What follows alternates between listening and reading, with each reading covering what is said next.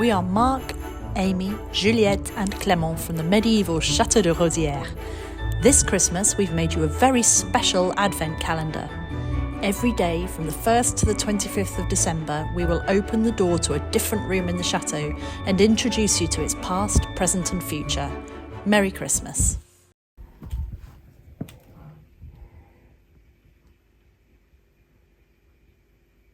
Hello everybody, this is Amy and Marc from Chateau de Rosieres. We've locked the children in the prison so we can film more quickly. That's what the conspiracy is going on in the comments section anyway. Well, it's quite handy to have a room like that when you want some peace and quiet. And we have temporarily abandoned the top floor because it's so cold up there and we've all been suffering from colds, so we're fed up filming up there. So we're coming all the way back down today. In fact, we're going to spend 2 days on this part of the chateau. Well, we won't spend 2 days We won't spend 2 days in here, but it's a complex of 4.5-ish rooms, which we currently call the cellar. But it's not really a cellar, is it, Marc? It's not a cellar because it's above the ground level, but it's what looks the most as a cellar. If you saw one of our latest video, we have learned that we actually have real cellars underground, but we haven't found them yet. So the investigation is still in progress. So in the meantime, these rooms are what we use as a cellar. And they have been used as a cellar for a long time, haven't they? Yeah, at least since the 1950s. I think before that even, because they've not ever been decorated, have they? No, but... So, I mean, when we talk about cellar, they've presumably always been used as storage, haven't they, since their original probably. Defensive well, let's... Start from the very beginning. Yeah, good idea. Very good place to start. Sorry. You're a bit weird. So we are here in the first... Sorry. You want to talk? No. We're in a vaulted room, which is really, really pretty. And this room was compartmented with the wall, and we were actually always wondering why. And the fact is that we were thinking of taking this wall down because it's just across the vault, and if it wasn't there, we would have a really beautiful vault all the way through. Gorgeous room. Really, really pretty. But then we realized that the vault is actually sinking a little bit, which is probably the reason why they built this wall. So it was... It's a reasonably modern compartmentation that was made probably to hold a vault that was a bit tired. Yeah. They seem not to have been very good at building vault in the area, because in the coach house they had an incident like this probably in the 19th century, where half the building collapsed because the vault was poorly built. We are using this room as a storage for various things, cleaning products, freezers, because it doesn't get too hot, things we don't use every day. One thing to know about this is it's big. It's a quarter of the ground floor nearly. And so that's why our ground floor doesn't have maybe that many rooms for the size of the chateau, and it's why there's quite a complex of rooms here. And we, as Marc said, we store stuff in here, but we hope, well, we've been kind of ripping it to pieces as well in its current format. As you know, we like breaking stuff and digging holes. And we've had to do that because it's been the site of our fabulous heating system entering the chateau now. Yes, when we arrived, there was a big oil burner in the room behind us. That was, well, reasonably recent, but still very expensive to run in a building like this. And since we have our own wood, we decided to switch to something more economic. And also we wanted to be able to heat the other buildings as well, so we changed the whole system completely. And in order to do that, we had to bury some hot water pipes to underground, and for that we had to break the concrete slab that was on the floor. But as we had the trenches open for the heating pipes, we also decided to redo the electricity, the plumbing for the water inlet for the house, and everything, and basically put every possible pipe under what will be the future slab. So as the work is unfinished, and this is the very core of all the appliance, well, it's the central gathering point of all the electricity, heating, water, everything coming into the chateau from outside.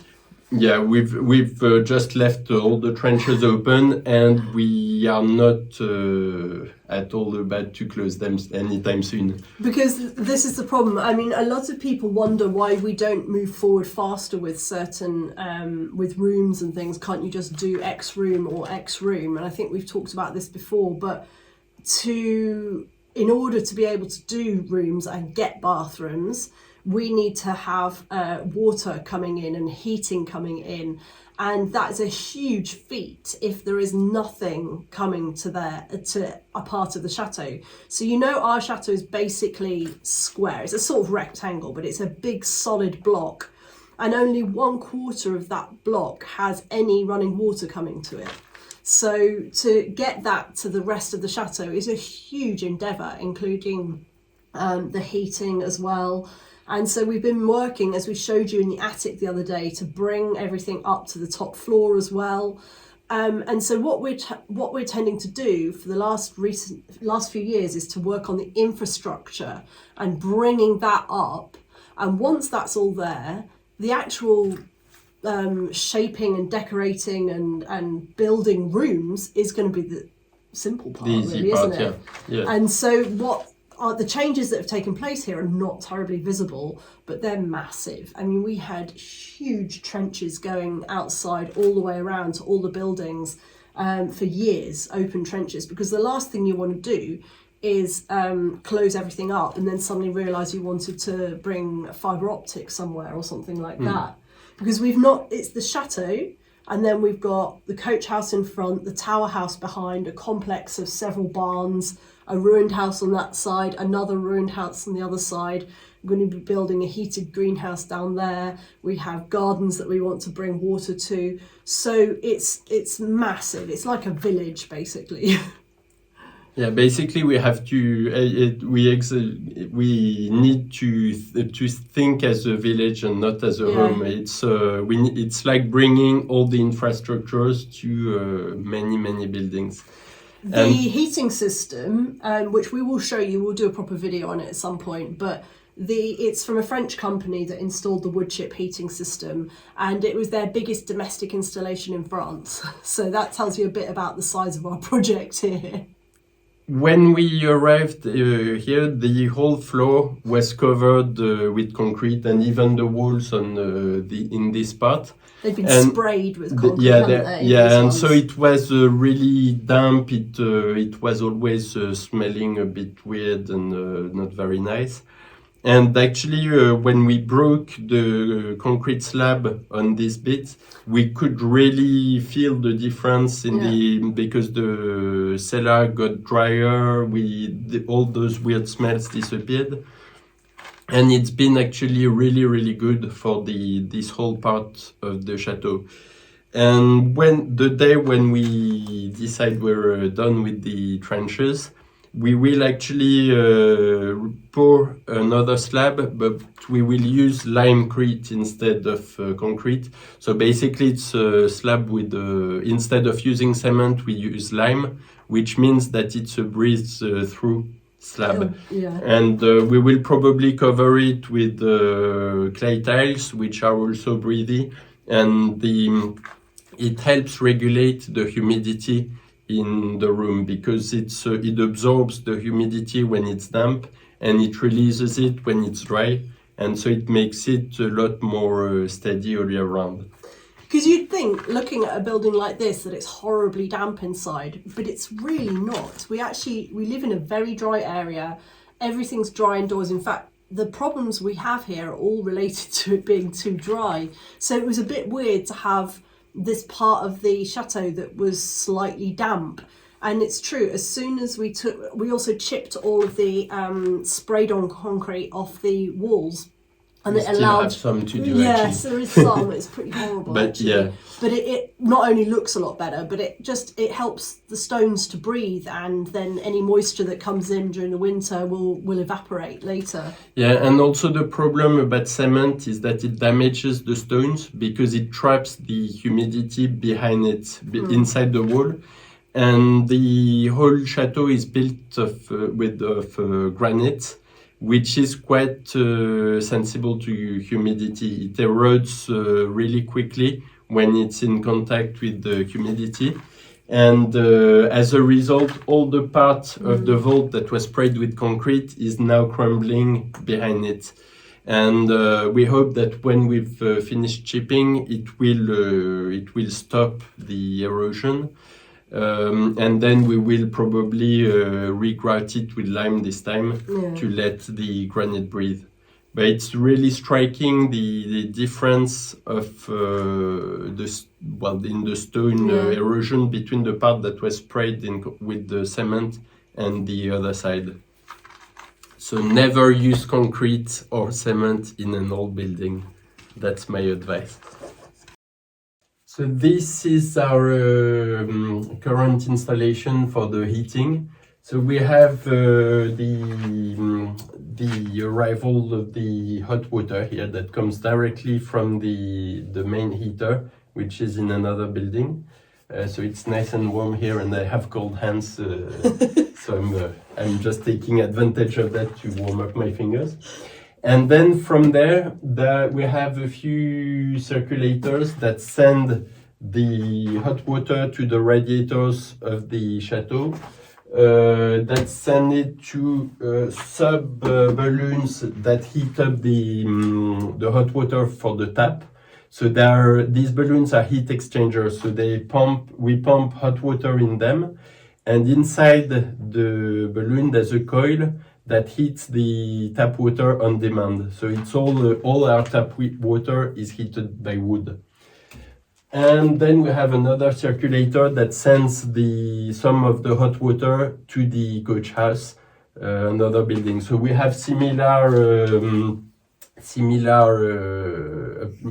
devices elsewhere in other buildings to spread the water where it needs doing. And everything is connected by fiber optics. So we also have a big network of various things.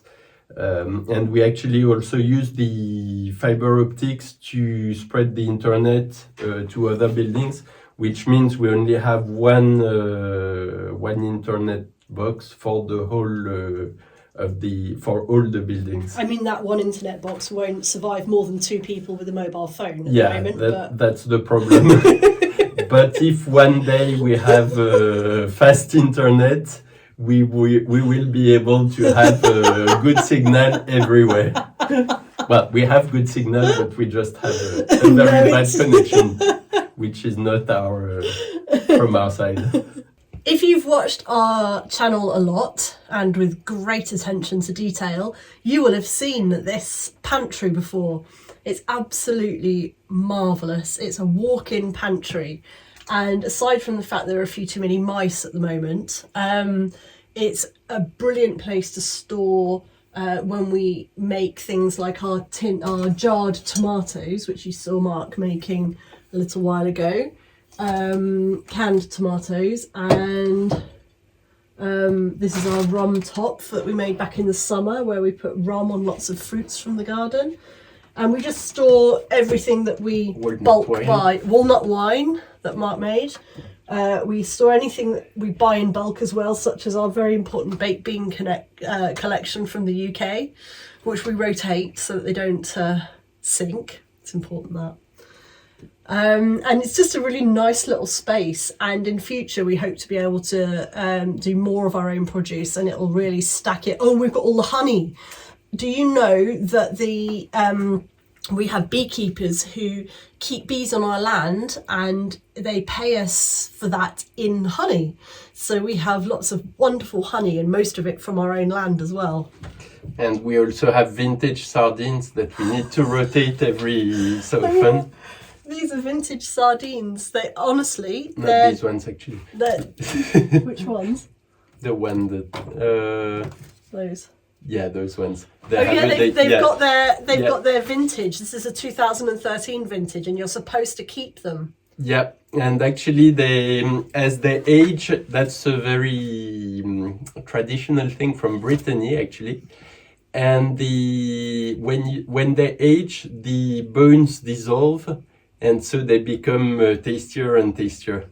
And actually, you wouldn't believe it, but very old sardines sell for a lot of money at auctions. Well, there you go. If there's one thing you take away today, it's keep your sardines for a long time.